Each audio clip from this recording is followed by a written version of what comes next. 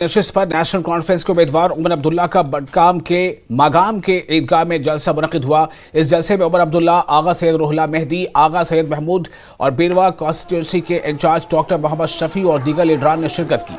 जलसे से खिताब करते हुए उमर अब्दुल्ला ने बीजेपी और उनके हामी जमातों को आड़े हाथों लिया। उन्होंने कहा कि ये सारी जमातें बीजेपी के इशारे पर चलती हैं। उमर अब्दुल्ला ने अमित शाह के दौरे से मुतालिक कहा कि यह सिर्फ एनसी को हराने की गरज से हुआ है। जलसे से आगा सैयद रुहुल्ला मेहदी ने भी खिताब करते हुए बीजेपी को तनकीद का निशाना बनाया। उन्होंने कहा कि यहां 2019 के बाद आवाम को अपने हुकूक से बेदखल किया जा रहा है। आगा सैयद महमूद, डॉक्टर मोहम्मद शफी और इब्राहिम अहमद मीर ने भी खिताब किया। वाज़ेह है कि बारामूला पार्लिमानी नशिस्त पर इंतखाबी तशरीरी मुहिम का आज आखिरी दिन है। आज शाम 6 बजे तशरीरी मुहिम इख्तिताम पजीर होगी और 20 तारीख को वोट डाले जाएंगे। इस दौरान बड़ी तादाद में लोगों ने शिरकत की और मागाम पहुंचकर उमर अब्दुल्ला का वालिहाना इस्तकबाल किया। क्योंकि बीजेपी का कोई उम्मीदवार मैदान में है नहीं।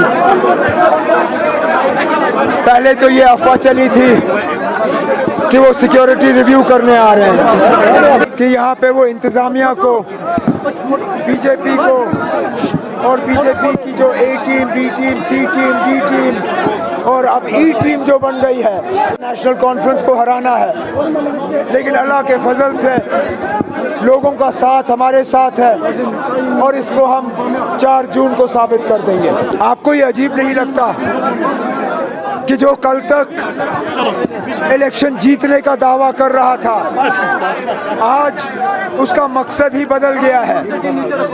आज ये पीपल्स कॉन्फ्रेंस वाले ये इलेक्शन जीतने की बात नहीं करते हैं, ये उमर अब्दुल्ला को हराने की बात करते हैं। उसी से आपको पता चल जाता है कि ये तमाम तंजीमें जो हैं, ये सब बीजेपी के इशारे पे चल के हम इलेक्शन जीतते थे और हमारे मुखालिफों को इस जीत के लिए कोई बहाना देना होता था। पहले उनका बहाना ये होता था कि हमें बॉयकॉट का फ़ायदा है।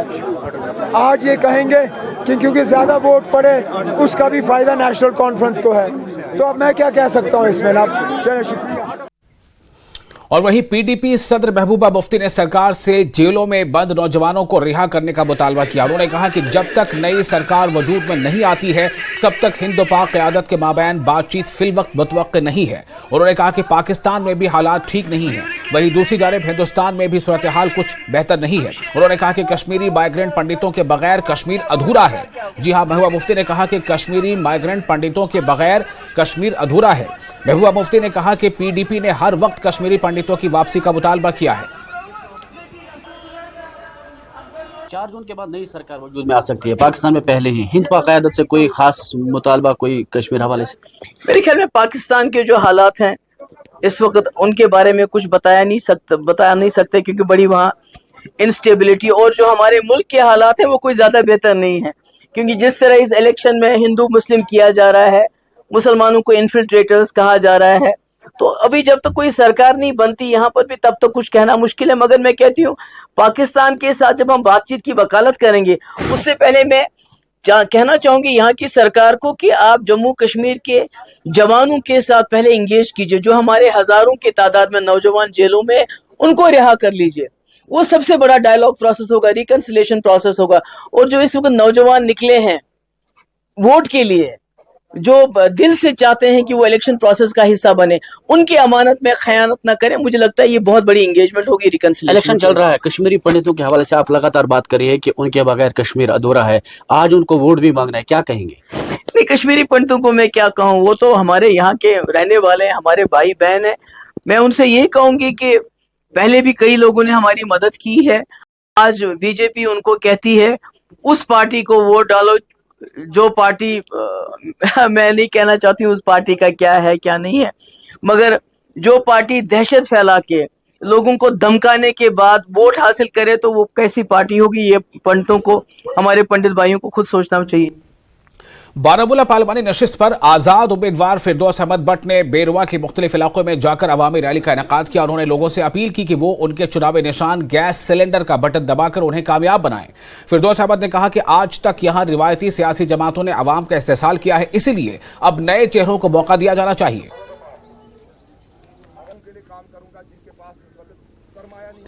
है कि मैंने एक शुरुआत की है, मैं एक आज़ाद उम्मीदवार हूँ, मेरा चुनावी निशान गैस सिलेंडर है।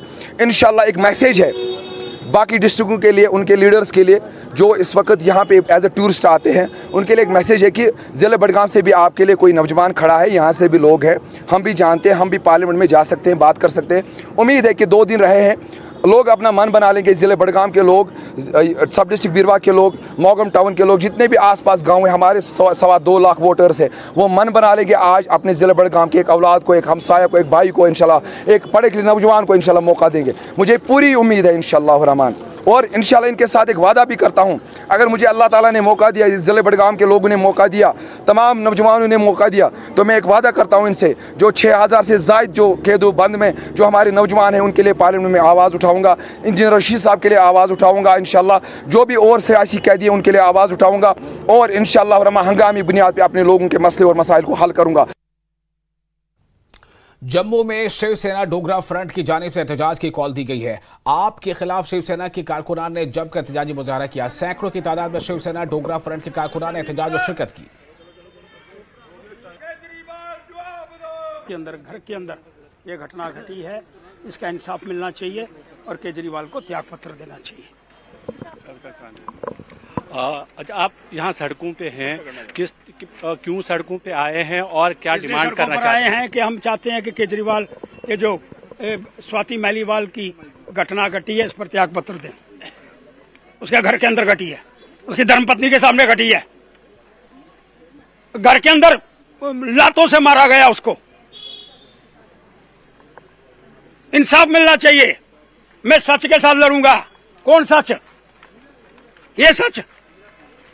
और वो जो मारने वाला वैभव, वो उसके साथ घूम रहा है, ये भी सच है। फिर सच कहाँ है? टीम बनना कहाँ है? वो असूल कहाँ है? सिर्फ बात करने के लिए हैं। क्या चाहते हैं आप? मैं चाहता हूं कि ये जो घटना उसके घर के अंदर घटी है, एक सांसद के साथ अप्रिय घटना घटी है, मैं निंदनीय घटना कहना चाहता हूं, उसको त्यागपत्र देना चाहिए। और ये जो घटना घटी है, इसके विषय के अंदर जो भी लोग दोषी हैं, उनको सजा मिलनी चाहिए। और फिलहाल एक छोटा सा